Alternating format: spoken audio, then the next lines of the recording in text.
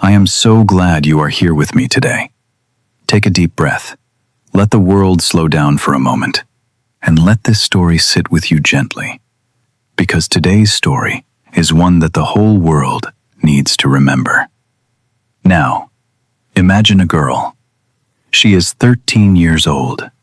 She is sitting at a small desk in a tiny room. The curtains are thick and dark. They must never be opened during the day. She cannot go outside. She cannot make noise. She cannot run or shout or laugh too loudly. She has been living like this for months. She does not know how many more months or years she will have to wait. But she has something, a small diary with a red and white checkered cover. And in that diary, she writes everything. Her thoughts, her dreams, her fears, her jokes. She writes about the people she lives with. She writes about the boy she is beginning to love. She writes about the kind of person she wants to become. She does not know that one day, millions and millions of people around the world will read her words. She does not know that her diary will be translated into more than 70 languages. She does not know that her small, quiet voice will become one of the loudest voices in history. Her name was Anne Frank. Stay with me, because this is a story about words that refused to die. The year was 1929. On the 12th of June, a baby girl was born in the city of Frankfurt, Germany.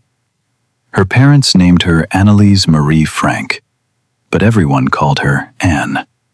Her father, Otto Frank, was a kind and thoughtful businessman. Her mother, Edith, was a quiet, loving woman. Anne had an older sister named Margot, who was 3 years older and very different from Anne. Margot was calm, obedient, and studious. Anne was none of those things. Anne was loud. She was funny. She talked constantly. She asked questions that made adults uncomfortable. She had opinions about everything and was never afraid to share them. Her teachers liked her intelligence but found her exhausting. She was always talking, always moving, always making the class laugh. She was full of life in a way that filled every room she entered. But outside the Frank family's warm home, the world was changing in a terrifying way. In 1933, a man named Adolf Hitler came to power in Germany. Hitler and his Nazi party believed that Jewish people were enemies of the German nation. They spread hatred. They made new laws that took away the rights of Jewish citizens. Jewish children could no longer go to the same schools as other children. Jewish people could no longer own businesses or work in certain jobs. Jewish families were watched, followed, and afraid. The Frank family was Jewish. Otto Frank could see what was coming. He was a careful man. He did not wait to see if things would get better. In 1934, he moved his family to Amsterdam, in the Netherlands. He started a new business there. Anne learned Dutch quickly. She made friends easily. She went to a new school, the Montessori school, and she loved it. For a few years, life felt almost normal again. Anne grew into a lively, curious girl. She loved movies, especially Hollywood films. She collected pictures of movie stars and pinned them to her bedroom wall. She loved reading. She loved writing stories. She dreamed of becoming a famous writer or a journalist one day. She was popular at school. She had many friends, both boys and girls. She was the kind of person who made ordinary moments feel exciting. But in May 1940, the German army invaded the Netherlands. Within 5 days, the country fell. The Nazis took control of Amsterdam, and the darkness that the Franks had fled from in Germany followed them across the border. At first, the changes were small. Jewish people could no longer visit cinemas or swimming pools. Then the rules grew worse. Jewish children had to leave their schools and go to separate Jewish schools. Jewish people could not ride buses or trams. They could not enter parks. They could not sit in cafes. They could not visit libraries. They could not own bicycles. And then, in 1942, came the worst rule of all. Every Jewish person over the age of 6 had to wear a yellow star on their clothing. A bright yellow Star of David, sewn onto their chest, so that everyone on the street could see who they were. Anne was 12 years old when she put on that star for the first time.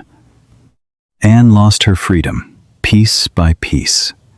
The world she had built in Amsterdam was taken away from her, one rule at a time. Each new law was like a wall closing in around her. And then, in July 1942, something happened that changed everything. Margot, Anne's older sister, received a letter. It was a call-up notice from the Nazis. It ordered her to report to a work camp. Everyone knew what that really meant. It meant deportation. It meant being sent away to a place from which very few people returned. Otto Frank had been planning for this moment. For months, he had been secretly preparing a hiding place, a set of small rooms behind his office building at 263 Prinsengracht, a canal-side street in Amsterdam.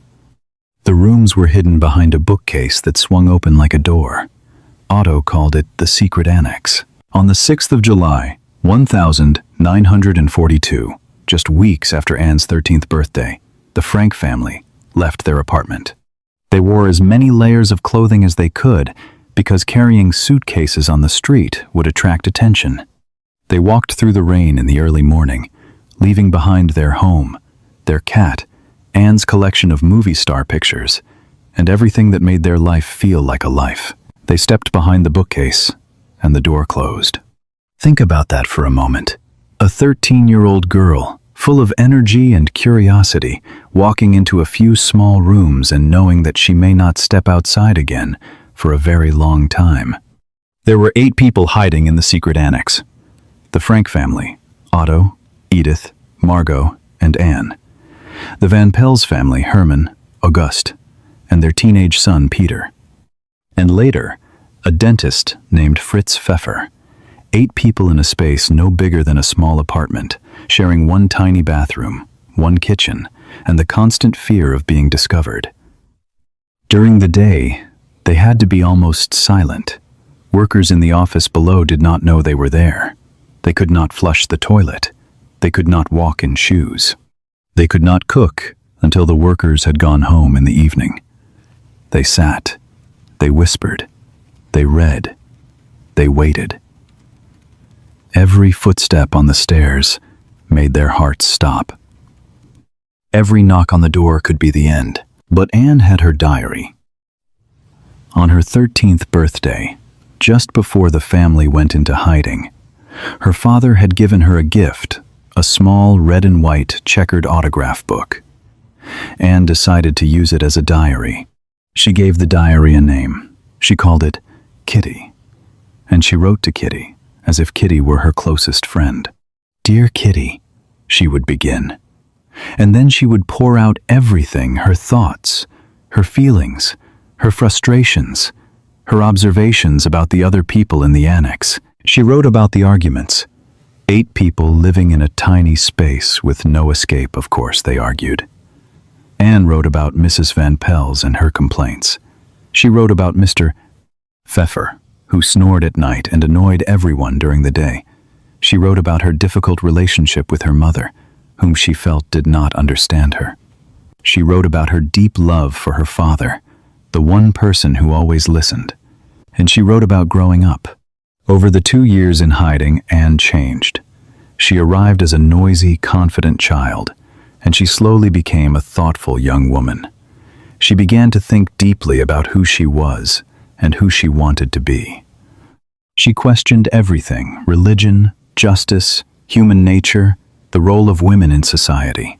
Her writing grew sharper. Her ideas grew bigger. She was not just recording what happened each day. She was trying to understand the world. She also fell in love.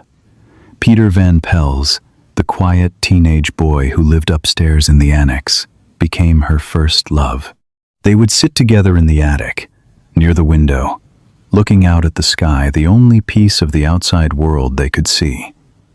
They talked about the future. They talked about what they would do when the war was over. Anne wrote about these conversations in her diary with the honesty and tenderness of a girl experiencing love for the first time. One of the most remarkable things about Anne's diary is what it does not contain. There is very little hatred in it. You would expect a girl who had been hunted, hidden, and stripped of her freedom to be angry, and sometimes she was, but far more often, she was hopeful. She wrote about beauty. She wrote about nature, the chestnut tree she could see from the attic window. She wrote about wanting to be a good person. On the 15th of July, 1944, she wrote one of the most famous sentences ever written by a young person. "In spite of everything, I still believe that people are really good at heart." Think about those words. A girl hiding from people who wanted to kill her, who had taken everything from her, and she still chose to believe in goodness. That is not naivety, that is courage. In the spring of 1944, Anne heard something on the radio that changed the direction of her writing. A Dutch government minister, speaking from London, called on people to save their diaries and letters from the war, so that future generations would know what life had been like under the Nazi occupation. Anne was thrilled. She began rewriting and editing her diary entries, preparing them for publication. She imagined a book. She even thought of a title, Het Achterhuis, the secret annex in Dutch. She was becoming a writer, not someday in the future. Right there, in that tiny room, behind that bookcase, she was already the writer she had dreamed of becoming. But time was running out. On the 4th of August, 1944, a car pulled up outside 263 Prinsengracht. Armed police climbed the stairs. Someone had betrayed them. To this day, no one knows for certain who it